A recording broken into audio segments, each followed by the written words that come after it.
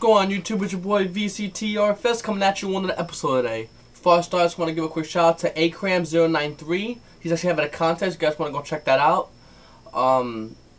That's his contest. Today I actually want to talk about something really important.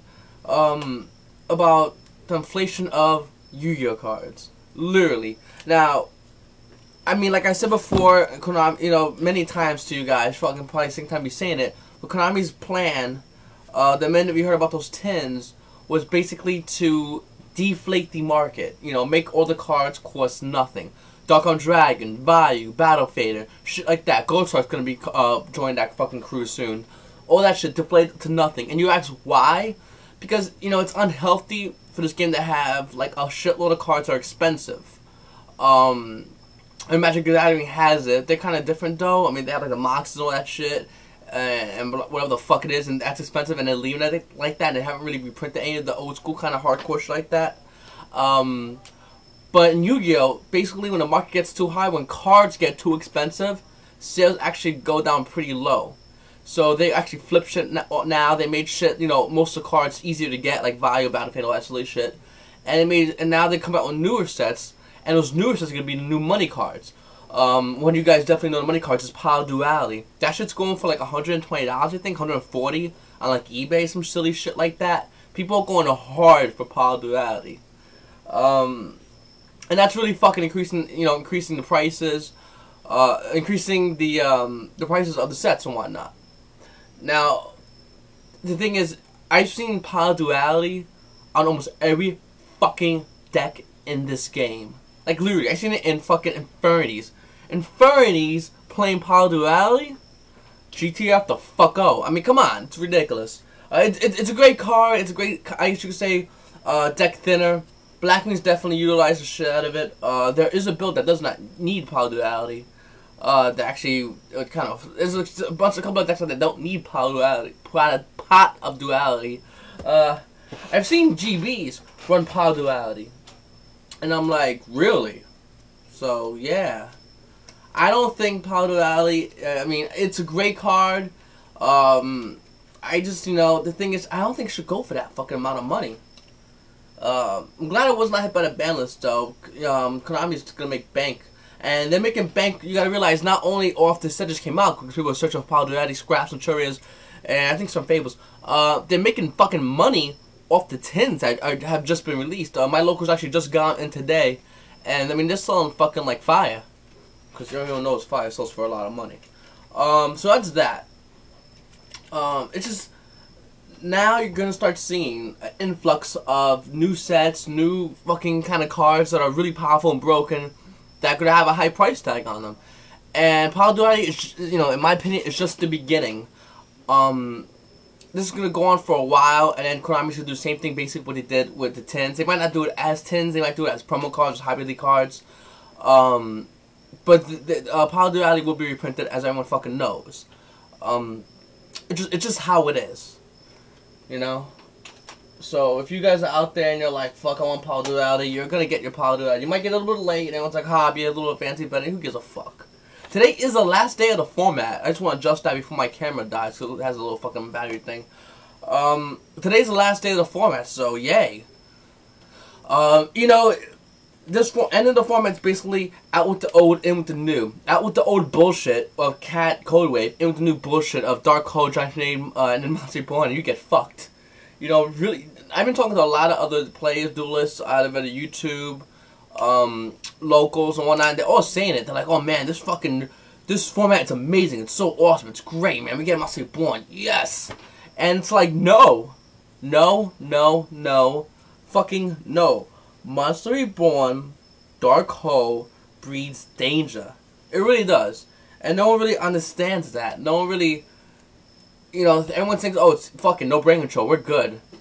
These three cards right here, let's see, get you a good view of that. These three cards right fucking here, end games. I mean, you can think of it from any standpoint. And it's like, okay, what are the odds of you drawing those cards? Well, the thing is, these cards can be substituted for other cards and still do the same thing. Other than Monster Reborn. Dark Hole, you use Torrential. You can just use fucking Raikou to pop their monsters. Any kind of problematic monsters, anything like that. You use Mirror Force. There's a lot of ways to sub this out. And Giant Grenade, I mean, you can use Malevolent Catastrophe, or if you play Black Wings, they have this little nifty card over here. Delta Crow Anti-Reverse. Then again, MSC's that too. So it's not that this format is, I think, in my opinion, is complete garbage. I'm calling it right off the bat. I'm just, you know, I might be alone, I have a shitload of people with me, but I think this format's horrible. I think what's going to happen, and you're going to see a lot of events, especially if you look at the YCS that's coming up in, I believe, Toronto, and I know it's the one in Canada. You're going to see a certain plays they're going to be reading about. The game's going to get really interesting. All you're going to hear is, okay, he draws, he plays Dark Hole, he plays Giant Grenade, he Monster Borns, and ends the fucking game. Game 2. It's getting good, it's getting good. Giant Grenade Monster Born, ends the fucking game. So I'm not really into that. I'm not really looking forward to that, more I should say. DD Crow will be one of the big MVPs of the format. DD Crow is one of those, you know, it's basically what I technically dub it the turn stopper. You know, most people go for that one play and they have that in mind with the I'm gonna use my graveyard, bring shit back, and then just DD Crow, and they literally have to wait for another turn to do shit. That's what most do, and that's what most, you know, plays with DD Crow is involved. There is exceptions, just very little bit. There is that, oh, but I still do this, I still do this. It's rare someone, you know, most people when they set that play up to, you know, utilize their graveyard, if they get hit with a DD Crow, it puts everything on pause. Royal Oppression, so I'll talk about that for a quick second. If you are playing Black Wings, any deck that utilizes Royal Oppression, still play that one Oppression. And I've seen a lot of people go, Royal Oppression's garbage, Royal Oppression's, no, it's done, if that one is, you don't need it. I play my Black Wings, one Royal Oppression. Actually, I'm going to do a deck profile, probably in like 5 minutes. I'll probably see if I can upload tonight if my camera doesn't die. On my Black Wings, and I have my scrap decks. You see my Crystal Beast decks and my GBs. I got another deck I gotta work on. Basically, tonight I'm gonna try to get 2 deck profiles of Black Wings and scraps. Now this deck's a little bit proxied, but it's pretty solid. I'm debating. I'm still working on it. I have the 2.0 version of scraps, so I know a lot of people PM me asking for deck list. In my next video, I'll just put it on the bottom because it'll be easier. Same with Black Wings.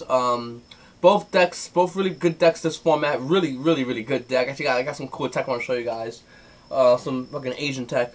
But Scraps is another deck that's just, you know, before the format says it's going to be one of the most powerful top tier 1 decks out there.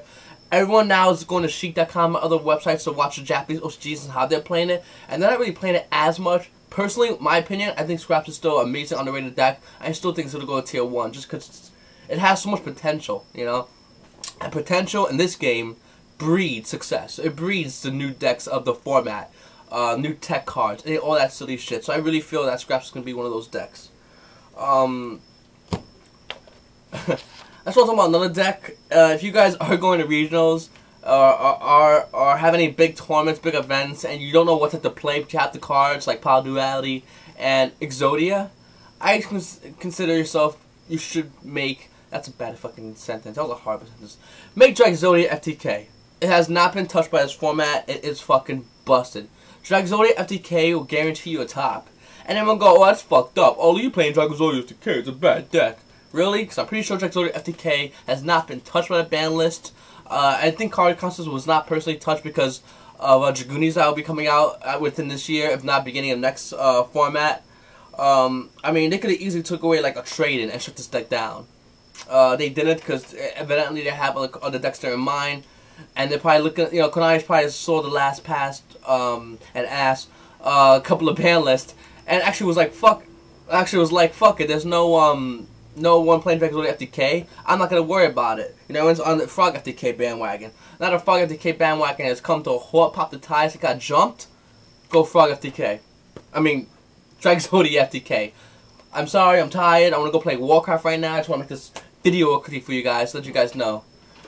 You're gonna want to make this deck if you're playing any big tournament. It's very easy. Just the only thing practicing you have to have is whether or not to play a color constant before a trade and shit like that. Very easy deck to learn how to play. Very easy deck to, you know, play with, to know what your opponent's playing. And I mean, it really rapes, especially in the slow kind of format. You know. So you want to keep that in mind. And every time I talk about this deck, all my friends and my locals go, well, DD Crow, Exodia part goes in the graveyard. Exodia parts rarely go in the graveyard when people are playing this deck. So I'm not sure if they're drunk or mad. But that's that deck. Infernities. I don't consider Infernities dead for this format. I'm working right now on a couple of Infernity builds I had personally, and it's running around my mind. And once it's done, I'm going to actually make a video of my Infernity build and show it out to you guys and let you know what I think of, with for additional format. I'm trying to get my hands on the third Mirage. So if you guys actually have extra Mirage, go to my trade binder, see you want to trade me for one, because I want to get a third one in this deck. Like I said, I'm playing around with a bunch of ideas. So yeah, definitely check it out. Alright guys, this is your boy VCTRFs. Got my shit. That's my 2 cents.